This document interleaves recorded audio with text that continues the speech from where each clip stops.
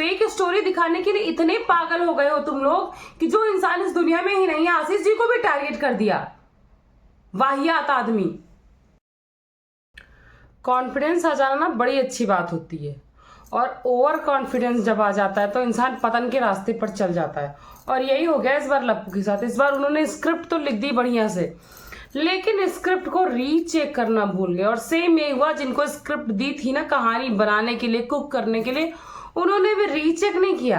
हालांकि वो अपने आप को ना बहुत बड़ी समझदार और टेक्नोलॉजी वाली और टेक्निकली काम करने वाली बताती हैं, रिएक्शन वाली, पर इस बार ना फेल हो गई। क्यों? क्योंकि उन्होंने रीचेक नहीं किया। जिस स्क्रिप्ट में लप्पू खुद को मासूम बताने की कोशिश कर रहा था, पूरी स्क्रिप्ट ही लिख डाली। उस स्क्रिप्ट के लास्ट में जब उन्होंने समरी बताई तो समरी में आके ये खुद ही फंस गया। समरी में आके यही मेन विलन हो गया। कैसे? चलिए मैं बताती हूँ। Hey everyone, welcome back to my channel Purnima के ब्लॉग। और आप सब कैसे हैं? आई होप आप सब बहुत अच्छे से होंगे। मैं भी बढ़िया हूँ। स्वस्थ रहिए, मस्त रहिए और व्यस्त रहिए और जबरदस्त रहिए। अपना और अपनों का खूब सारा ख्याल रखिए। और चैनल पर अगर इस वीडियो के माध्यम से आप नए जुड़े हैं तो चैनल को सब्सक्राइब कर लीजिएगा, वीडियो को लाइक कर दीजिएगा, फ्रेंड्स एंड फैमिली के साथ शेयर करिएगा, वीडियो बिना स्किप किए हुए पूरी देखिएगा। उसके बाद अपना पॉइंट ऑफ व्यू जरूर रख कर जाइएगा, क्योंकि आपकी पॉइंट ऑफ व्यू की बहुत जरूरत है। बहुत सारे लोग निकल पड़े हैं गुमराह करने की राह पे, क्योंकि उनको किसी को क्लैरिटी, किसी को सफाई, किसी को सच्चाई नहीं दिखानी है। उनको सच्चाई के नाम पर लोगों को गुमराह करना है। उनको सच्चाई के नाम पर उनकी चाटुकारिता करनी है, जो आजकल झांसा दे रहे हैं कि हम आपको ग्रो कर देंगे, आपका चैनल आगे चला जाएगा, मिलियंस के फॉलोवर हो जाएंगे और आप पैसे ही पैसे कमाओगे। तो नहीं कमाना पैसे, थोड़ा मानवता भी कमा लो, थोड़ा इंसानियत भी दिखानी है, क्योंकि हम जो परोसेंगे हमारा समाज वैसा ही बनता चला जाएगा। और इस वाईटी जो है समाज का आईना है, क्योंकि हमारे घर में हर इंसान के हाथ में मोबाइल है, चाहे वो बच्चा हो चाहे बूढ़ा हो। वाईटी हर इंसान खोलता है, चाहे वो बच्चा हो, चाहे बुजुर्ग हो, चाहे जवान हो, चाहे बूढ़ा हो। थिएटर सब नहीं जाते होंगे, लेकिन वाईटी हर इंसान खोलता है। तो इसको साफ करने की मुहिम सबसे पहले स्टार्ट करनी है। चलिए आज का वीडियो स्टार्ट करते हैं। मैंने ना हमेशा एक बात बोली है हर इस कंट्रोवर्सी के दौरान, कि कभी भी कोई भी साइड सही नहीं है। किसी एक पक्ष को लेकर आप लोग जब आ जाते हो ना, गालियां देते हो कि जगत दीदी से, जगत भैया से, मुझे बेशक बहुत बुरा लगता है। क्यों लगता है? क्योंकि कभी भी कोई एक पक्ष सही है ही नहीं। अगर जगत भैया गलत है तो जगत दीदी भी गलत है, और बेशक बहुत ज्यादा गलत है। हालांकि सिचुएशन के हिसाब से जो सुधार करेगा, जो अच्छा दिखाएगा, जो बुरा दिखाएगा, उस पर हम अपना पॉइंट ऑफ व्यू रखेंगे। लेकिन फिलहाल अभी की सिचुएशन क्या है? क्या आप लोगों ने ये चीज फील की, देखा? बिल्कुल नहीं देखा। मैं बताती हूँ।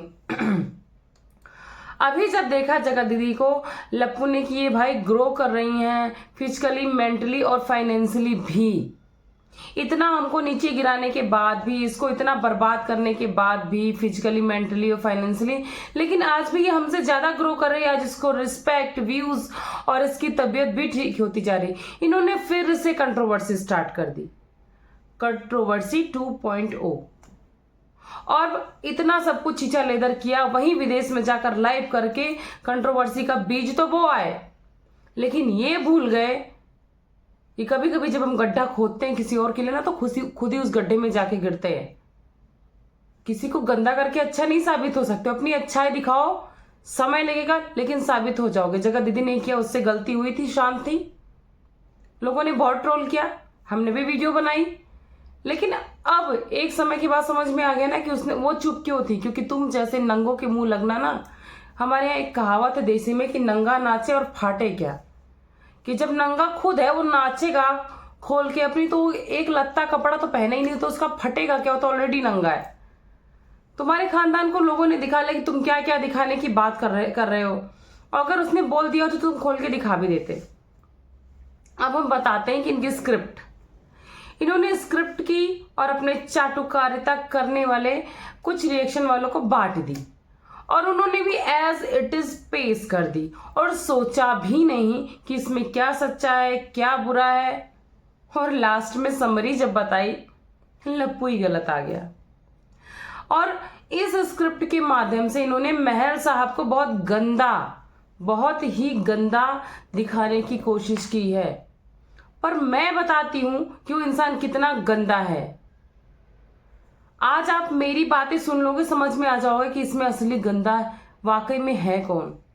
चलिए बताती हूँ। उन्होंने स्क्रिप्ट लिखी, उसमें बताया कि 2 साल से जो है महल से बातें हो रही थी, सब कुछ हो रहा था। इधर ये सगाई तो कर रही थी, लेकिन इनके अंदर इनसिक्योरिटी थी कि इतना बड़ा महल इनके हाथ से चला जाएगा जो इन्होंने अंबाला में बनवाया है। सो कॉल्ड महल, कर्ज में डूबा हुआ महल, जहां पे इनके पांव नहीं टिकते, ऐसा अपसुकुनी महल, जहां पे कोई जाता तो कलंक लगा के आता, ऐसा गंदा वाहि और बुरी नजर वाला महल।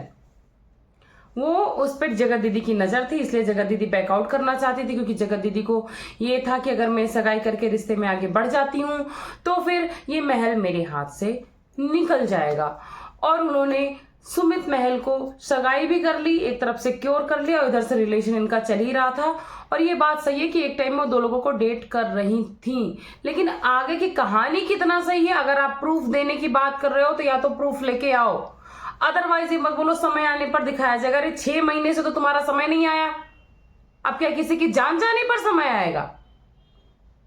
उन्होंने बोला कि सगाई करके जब उसको सिक्योर कर लिया तो उसको इग्नोर करना चालू किया और काफी दिनों तक फोन कॉल मैसेज सब कुछ इग्नोर किया। तब उसने इनकी भाभी पर फोन किया, जो हमारी वकील साहिबा हैं, और उस फोन को उठाकर उन्होंने बोला हाँ क्या, और जबकि जगत दीदी बगल में बैठी थी अनजान बनी हुई, और उनकी भाभी बात करती क्या भैया क्या बात है, क्या हालचाल है, तो बोलते भाई आजकल हमारा जगत दीदी फोन नहीं उठा रही, क्या बात है कुछ। वो बोलती हो ये लोग खिलखिला रहे थे, वहीं बगल में उनका भाई नाच रहा था, यानी छेदी जगत दीदी वहीं पर थे, उनकी भाभी फोन पर बात कर रही थी, और रिकॉर्डिंग करने वाला भी इनके घर का कोई प्राणी था। और उन्होंने बताया ठीक है मैं बात करती हूँ, एज यूजुअल जो लोग बोलते हैं ना, जैसे किसी से कोई बोलो भाई घर के प्राणी की ऐसी बात है, क्या बात है, फोन नहीं उठा रही, क्यों क्या दिक्कत है, तो आदमी बोलता ना ठीक है मैं देखती हूँ, बात करके आपको बताती हूँ। ऐसे उनकी भाभी ने किया, इनका कहना है इस स्टोरी में। और फिर वो जो रिकॉर्डिंग सिचुएशन की हुई कि फोन स्पीकर पे था, जगत दीदी बगल में बैठी थी, सुन रही थी, खिलखिला रही थी, उधर वो नाच रहा था। इस रिकॉर्डिंग को किसी ने सुमित महल को भेज दिया। सुमित महल का दिमाग ठनका और लप्पू की हरकतों पे डाउट था। लप्पू से कांटेक्ट किया, लप्पू से बातें शेयर की, लप्पू ने उगल दिया कि हाँ भाई ये है और ये आपको भी चरा रही है, हमें भी चरा रही है। तब इन लोगों ने मिलकर प्लान बनाया। सुमित को आ गया गुस्सा। सुमित खुद शादी नहीं तोड़ना चाहते थे क्योंकि उनको बनना था हीरो, और उन्होंने हीरो बनने के चक्कर में इसको जजने की झाड़ चढ़ा दिया और ये छीछा लेकर करा दी, क्योंकि उस बंदे को इनसे शादी नहीं करनी थी, इनसे पीछा छुड़ाना था, और वो डायरेक्ट नहीं छुड़ाना चाहता था क्योंकि इनका फेस वैल्यू लेके उसने अपना चैनल स्टार्ट किया था, तो उसको महान भी बनना था, इसीलिए उसने थैंक यू वाला मैसेज भी किया था मिलियंस के सब्सक्राइबर होने के बाद। तो भाई इसका पीछा छुड़ाना था, इसलिए उसने लप्पू को यूज किया। तो क्यों नहीं छुड़ाएगा पीछा, इसमें बुराई क्या है, इसमें क्या वो फेक हीरो बन रहा है। जब आदमी किसी की रिस्पेक्ट करता है, किसी चीज को दूर से अच्छा मानता है, और जब जाता है पास में वहां कीचड़ ही कीचड़ दिखेगा तो उसमें कूद के ही बाहर आना कोई ऑप्शन नहीं होता, इंसान साइड करके भी आ सकता है। अब वो अलग मैटर है कि कौन कौन सा रास्ता जिसको सही लगे, जिसको गलत लगे। उन्होंने तो कभी अपने मुंह से कुछ गलत नहीं कहा, और अगर वो इस रिश्ते से बाहर निकलना चाहते, लोग बार बार बोल रहे फेक पापा बन रहा था, फेक कंसर्न दिखा रहा था, उसको खुद तोड़ना था रिश्ता, तो क्या गलत है, कौन करना चाहेगा ऐसी औरत से शादी जो एक साथ 2-3-4 लड़कों को चलाएगी, कौन करना चाहेगा। आप लोग जो फेक स्टोरी कुक करके रिएक्शन के नाम पर धब्बा हो, आप बताना कि आपके घर में कोई ऐसी औरत होगी और कोई आदमी जान जाएगा तो बैकआउट नहीं करेगा, वो कर लेगा उससे शादी, बताना जरा।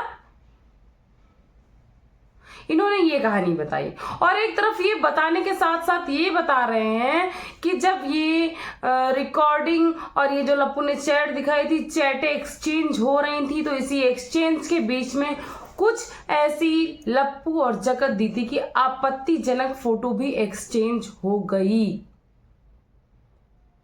तो एक तरफ तो लप्पू खुद ही कह रहा है कि हमारे बीच में ऐसा कोई रिलेशन था ही नहीं, तो ये आपत्तिजनक फोटो आई कहां से फिर। जब रिलेशन बनेगा, वो कंडीशन आएगी, तभी तो वो सिचुएशन में फोटो क्लिक होगी, ये आई कहां से, जरा ये भी क्लियर करना, ठीक है।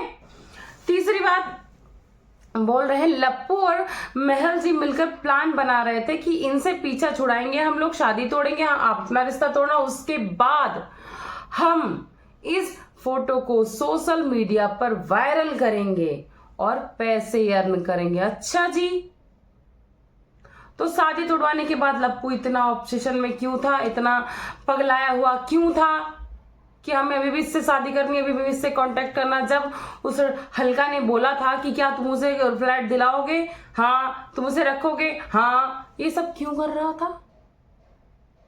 जब इसको भी सच्चाई पता थी, इसको भी पीछा छुड़ाना था, बदला लेना था, तो फिर इतना प्यार, इतना भयंकर जो बार बार अटेम्प्ट कर रहा था वो क्यों था? ये कहां से मासूम है जो अपनी ही बीबी को कह रहा था कि फ्यूचर में ना जाने हमारा साथ होगा या नहीं, इसके बारे में कुछ क्लियर नहीं कर सकता हूं। जो अपनी बहन को उस वाहियात औरत के लिए भगोड़ी बोल रहा था, वो मासूम कहां से था? जो अपनी भांजी को कोठे पे बिठाने की बात कर रहा था, एक मासूम सी बिना बाप की लड़की को कोठे पे बिठाने की बात कर रहा था, वो मासूम कहां से निकला इस स्टोरी में? तीसरी बात, तीसरी क्या चौथी पांचवी जो भी बात है पर लास्ट बता दूं मैं, वीडियो ज्यादा लंबी नहीं करूंगी क्योंकि पॉइंट्स तो बहुत हैं लेकिन एक वीडियो में नहीं कवर पाएंगे, लेकिन आपको मेन पॉइंट बता दूं। एक लास्ट बात जो इन्होंने आशीष जी को भी टारगेट कर दिया, ये मुझे बहुत बुरा लगा, बहुत ज्यादा वाहियात गंदा लगा। इन्होंने बोला कि इनका कर्मा है, इस वजह से ये हो गई विडो, बच्चा तो हम IVF से भी कर सकते पर पति दूसरा नहीं सकते। बिल्कुल सही कहा, लेकिन ये सही कहा सामने वाले के लिए, अपने लिए 3 उंगलियां नहीं देखी कि आप अपना सुहाग लिखवा कर आए हो, कितने दिन रहेगा कोई नहीं जानता।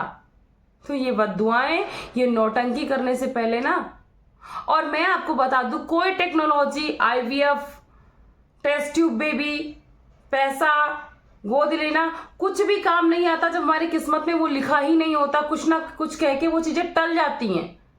ऐसे पति भी है, वो किस कर्म से गया, क्या हुआ, आप फैसला करने वाले कोई नहीं होते हो। क्योंकि अगर आप अपना निश्चित कर सकते हो कि मेरा कितने दिन के लिए है, तब आप फैसला करो, अदरवाइज आप फैसला करने वाले कोई नहीं होते। कोई अपना सुहाग, कोई अपने बच्चे की उम्र, कोई अपनी उम्र, जो औलाद पैदा हो गई है उसकी उम्र तक लिखवा के नहीं आता इंसान। जवान जवान बच्चे छिन जाते हैं मां की गोद से। तो इस तरह की वाहियात टारगेटिंग करना बंद करो, अपना पॉइंट ऑफ व्यू रखिए, सही बातों पर रखिए, नॉर्मल ब्लॉग पे रखिए। इतना मत बिक जाइए 4 व्यूज के लिए। आपको लग रहा, कह रहे हो कि मेरे व्यूज आ रहे तो लोगों को जलन हो रही है, अरे नहीं हो रही जलन। ऐसे गंदे व्यूज ना ही आए तो अच्छा है। हम अपने गिनती के 4 से 10 व्यूज में बहुत खुश होते हैं, क्योंकि हम किसी के लिए स्टोरी बेमतलब की कुक नहीं करते हैं। इन दोनों पार्टी में अगर कोई सही नहीं तो दोनों को गलत कहने का जिगर रखते हैं। किसी एक की PR टीम नहीं बनते हैं अपना चैनल प्रमोट कराने के लिए। अदरवाइज सबको पता है कि कोई भी छोटा चैनल उसके पास जाएगा और उसके गुणगान करने लगेगा, फटाक से प्रमोट कर देगा। नहीं चाहिए ऐसा प्रमोशन। हम जितने में हैं खुश हैं। आप लोग बताइएगा आप लोग को क्या लगता है। मिलती हूँ नेक्स्ट वीडियो में। Thanks for watching. भूलिए मैं किसी ब्लॉग। Bye bye.